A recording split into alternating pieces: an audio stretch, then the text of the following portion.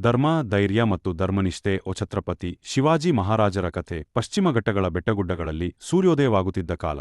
ಭೋಸಲೆ ಮನೆತನದ ಮಗನಾಗಿ ಜನಿಸಿದ ಶಿವಾಜಿ.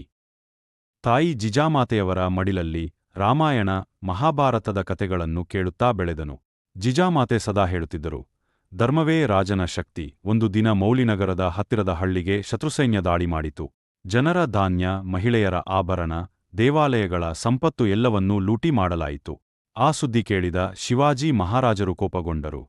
ಆದರೆ ಕೋಪಕ್ಕಿಂತ ಧರ್ಮ ಅವರನ್ನು ನಡೆಸಿತು. ಅವರು ತಮ್ಮ ಮವಳ ಸೈನಿಕರನ್ನು ಸೇರಿಸಿ ಹೇಳಿದರು, ನಾವು ಯುದ್ಧಕ್ಕೆ ಹೊರಡುತ್ತೇವೆ.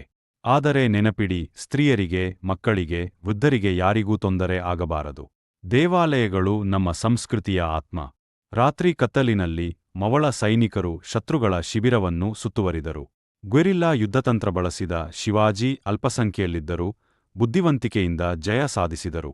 ಲೂಟಿ ಮಾಡಲಾದ ಸಂಪತ್ತನ್ನು ಮರಳಿ ಪಡೆದು ಹಳ್ಳಿಯ ಜನರಿಗೆ ಹಿಂತಿರುಗಿಸಿದರು. ಒಬ್ಬ ಸೈನಿಕನು ಕೇಳಿದನು, ಮಹಾರಾಜರೇ, ನಾವು ಈ ಸಂಪತ್ತನ್ನು ನಮ್ಮ ರಾಜ್ಯಕ್ಕೆ ಬಳಸಬಹುದಲ್ಲವೇ?